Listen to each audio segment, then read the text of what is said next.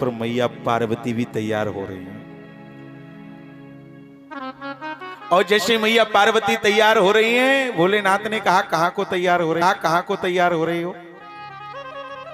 ये पूछना चाहिए ना, कहां जा रही हो? कहीं कथा सुनने तो ठीक है, हाँ, और कहीं तो नहीं जा रही ना।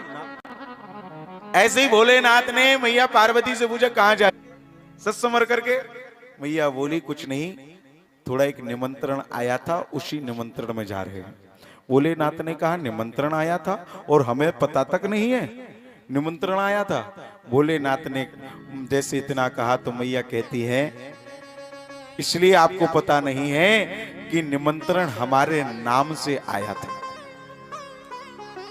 जब इतना मैया ने पार्वती ने कहा तो मैया पार्वती से भोलेनाथ बोले अच्छा, अब आज के पहले तो हमारे नाम से निमंत्रण कार्ड आया करते थे, अब तुम्हारे नाम से निमंत्रण कार्ड आने लगे।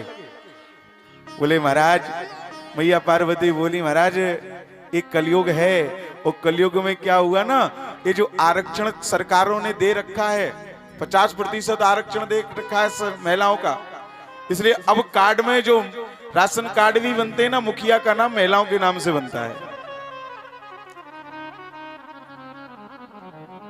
भोलेनाथ ने कहा निमंत्रण कार्ड दिखाओ तो, किसके नाम से आया? बोले हमारे नाम से। ऐसा किसके यहाँ निमंत्रण है? बोले वृंदावन में कृष्ण कन्हैया लाल महाराज की लीला कर रहे हैं। महाराज की लीला? हाँ हाँ,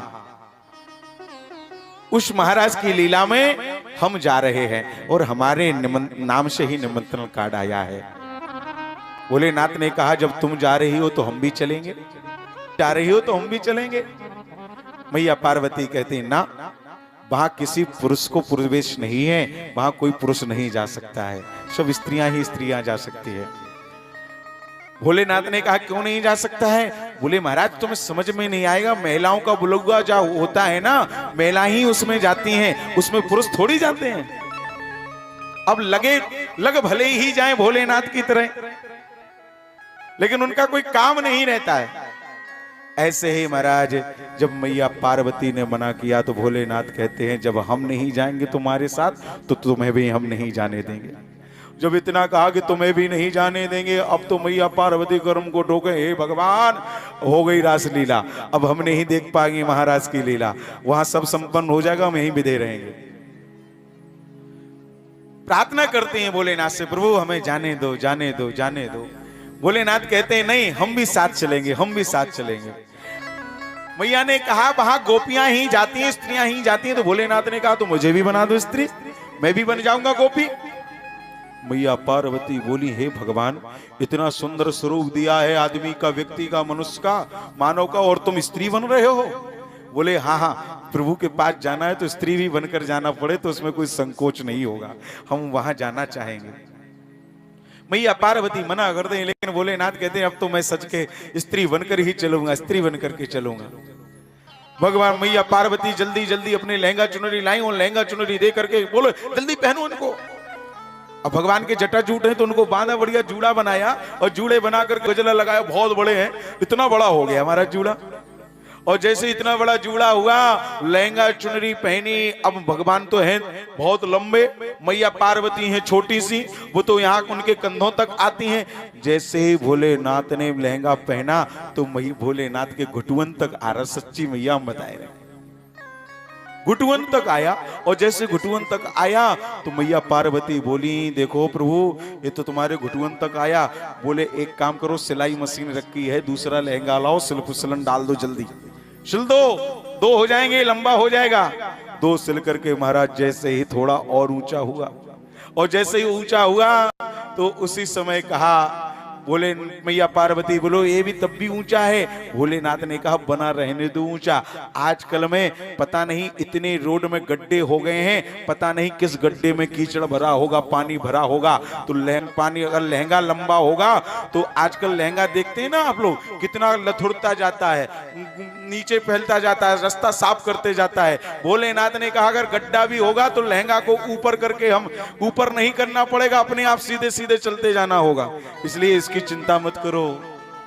एक दूसरी चुनरी में, एक दूसरे की चुनरी में बांध करके मैया पार्वती भोलेनाथ को उड़ा देती हैं। वो जब उड़ाती हैं, श्रृंगार करते हैं मेरे भोलेनाथ, हाथों में चूड़ियां पहनते हैं, जैसी 4-4 चूड़ियां पहनी भोलेनाथ ने। और उसी समय भोलेनाथ बोले, अरे देवी 4-4 थोड़ी पहनी जावे, 16-16 चूड़ियां पहनी जावे हाथ में, ला अच्छे से कंगन ला, 16-16 चूड़ियां पहन करके, नाकों में नथनी बना करके आज ठाकुर श्री भोलेनाथ तैयार हो रहे हैं महाराज की लीला। सब कुछ हो गया, और सब कुछ होने के बाद, श्रृंगार करने के बाद भोलेनाथ बोले हो गया सब कुछ। मैया पार्वती बोली हो गया जल्दी चलो, समय हो रहा है, वहां प्रवेश नहीं मिलेगा, महाराज की लीला हो जाएगी। जब इतना कहा, बाबूजी भोलेनाथ क्या बोले? भोलेनाथ ने कहा वो तो ठीक है, लेकिन सुहागवती स्त्रियों की एक पहचान होती है कि पैरों में पायल हो और पैरों की उंगलियों में बिछिया हो। भोलेनाथ ने जैसे ही कहा, तो मतलब बिछिया पहनना है आपको? हाँ हाँ बिछिया पहनना है। और ऐसे नहीं, ऐसे बिछिया लाना रुंझुन रुंझुन रुंझुन करते आवाज करे, ऐसे 10-10 बिछिया लाओ। और मैया पार्वती बिछिया लाती है, पहनाती है। और जब सब कुछ हो गया, मैया पार्वती बोली अब चलो। बोले अभी अभी श्रृंगार अधूरा है। बोले क्या? अगर किसी भी पुण्य कर्म में जाओ, अच्छे काम में जाओ, कोई स्वागलें करो, बलुगा में जाओ, तो नियम होता है कि महावर लगाती है मैया। तो भैया महावर लगाती तो हमें भी महावर लगा दो। ओ जैसे ही महावर की बात आई तो मैया तो एक कटोरी में, एक कप में, आजकल मैया घोले रहती है, ऐसे ही कटोरी में मैया महावर घोरे बैठी थी। अब कटोरी में भगवान के बड़े बड़े पैर और ऐसी बीमारी फटी हैं, कोई कटोरी एक बीमारी में भी नहीं भर पाई। और जैसे एक बीमारी भी कटोरी नहीं भर पाई, तो महाराज उसी समय मैया को गुस्सा आया, सीधा डिब्बा बाल्टी में घोरा, और घोर करके महाराज एक लंबा ब्रुश लिया जिससे पुताई की जाती है, और भोलेनाथ के चरणों में महावर लगाया। और जैसे ही महावर लगा करके और श्रृंगार ठाकुर जी का हुआ, और श्रृंगार करके आज भोलेनाथ चलते हैं कैसे? बने शंभु गोपी नयन सुरमा नाक नथनी, लगी माथे में बेंदी, कमर में सोहे करधनी, किनारी की साड़ी लगत अति प्यारी बदन में, पड़ी हाथों में चूड़ी और बचत बजत बिछिया पगन में। ऐसे ही महाराज रूप धारण करते हुए आज भोलेनाथ पहुंच जाते हैं। कहा? श्री वृंदावन धाम के निधिवन में ललिता विशाखा सभी गोपियां दरवाजे पर खड़ी है, निमंत्रण कार्ड देख रही है, कौन है, कहां से आई है। बिना निमंत्रण कार्ड के, बिना आईडी कार्ड के कोई प्रवेश नहीं मिलेगा। जब तक आईडी कार्ड नहीं होगा, आइडेंटिटी नहीं होगी, कोई प्रवेश नहीं। सबका आधार कार्ड चेक किया जा रहा है। और महाराज जैसे ही सबका आधार कार्ड चेक किया जा रहा है, भोलेनाथ ने बड़ा सा लंबा घूंघट लगाया और चल दिए। और कहा जैसे लान में पहुंचे, मैया पार्वती जी आगे है। मैया पार्वती से भोलेनाथ आराम से बोले कान में, आराम से चलियो, अकेली ना भगजज्जू नहीं, हम पीछे ही रह जाएं, आराम आराम से चलना। और जैसे ही मैया पार्वती उस दरवाजे पर पहुंची और दरवाजे पर देखा ललिता विशाखा ने, तो पार्वती मैया है, आओ मैया, मैया आओ। पार्वती मैया तो प्रवेश कर गई। अब भोलेनाथ लंबा घूंघट डाल के, अब मैया पार्वती ने विचार नहीं किया कि भोलेनाथ को हाथ पकड़ करके हमें कह दें कि हमारे संगे हैं, हम इनको भी प्रवेश कर दो। मैया पार्वती चलेंगी, अब भोलेनाथ कहें देखो हे भगवान, हमने कहा था कि हमें छोड़ करके मत जाना, और ये चली गई। इतने में क्या होता, भोलेनाथ आगे बढ़े। और जैसे भोलेनाथ आगे बढ़े, ललिता ने पूछा अपना मुख तो दिखाओ। अब भोलेनाथ घूंघट डाल के खड़े हैं, लंबी लंबी दाढ़ी है, अगर मुंह खोलते हैं तो दाढ़ी दिख जाएगी, सब गड़बड़ हो जाएगा।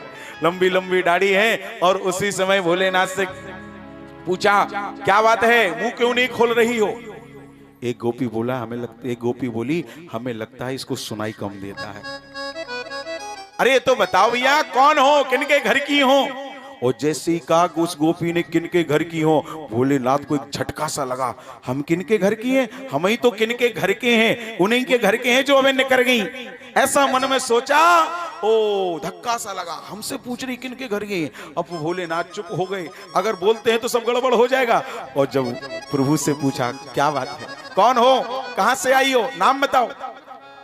और महाराज एक गोपी ने कहा कुछ बोलती नहीं, हमें लगता है बोल भी नहीं पाती है, बोल भी नहीं पाती है। तो ललिता ने कहा इसका मुख देखो, मुख देखो पता चल जाएगा किनके घर की है, कहां से आई, सब पता, मोहल्ले वालों को पता लगता है ना, जब वो बलुआ बार बार जाती है तो सबको पता रहता है कि किनके घर की है, कहां से आई।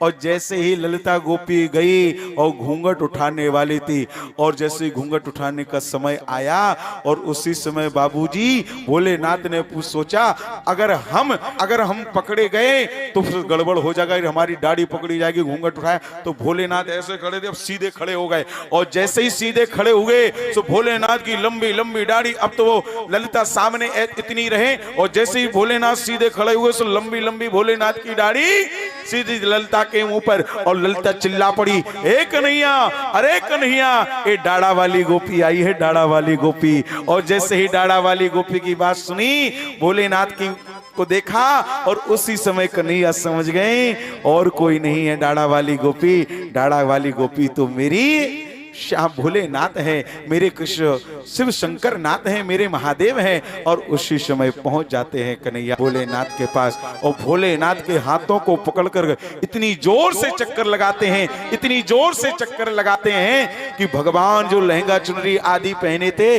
वो सब एक एक करके उतर जाते हैं। जब सब वस्त्र उतर गए तो शर्म के मारे भोलेनाथ वहीं बैठ जाते हैं। भगवान ने बहुत उठाने का प्रयास किया, बहुत उठाने का प्रयास किया, और तब से लेकर के आज तक भोलेनाथ वहां से उठे नहीं। तब से लेकर के आज भी वृंदावन में वहीं के वहीं बैठे हैं। भगवान का नाम गोपेश्वर महादेव होता है। बोलिए गोपेश्वर महादेव की। भगवान का नाम गोपेश्वर महादेव होता है।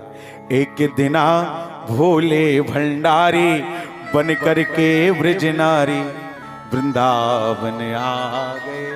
अगर इस भजन को ना गाओ तो माता